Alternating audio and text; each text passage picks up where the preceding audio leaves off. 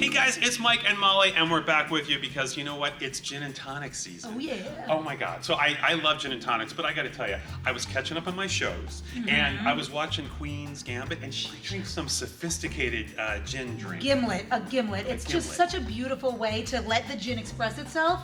Really refreshing. What kind of gin you gonna use? I love it with a London Dry. Classic Like London a Dry, beef like a eater? beef eater, Okay. and then just a little bit of fresh lime, some simple syrup. What if I want something a little more exotic, maybe a little more floral? Sure. So I think then we get into some fun gins. There's kind of a gin for everything, right? So these are some really great examples of gins that have a little bit of an infusion. There's some cucumber, some rose hips. And with tonic again? I love it in a French 75 with the Prosecco. Really plays it up nicely. Yeah, delicious. But on a hot day, I gotta tell you, I still love a gin and tonic. Last time I was in the UK, I found this mermaid gin. It's from the Isle of Wight, and it's got some crazy botanical in it. Rock Samphire. Rock Samphire. You're not gonna find that in any other gin. What is Rock Samphire? It's got this really nice kind of salinity and a little bit of a floral citrusy note. It just makes it such a unique gin. Again, there's a gin for everything. In a gin and tonic, it's like a total different type of gin and tonic.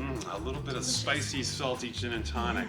Tell me how you gin and tonic this summer. Molly and I wanna know. Cheers.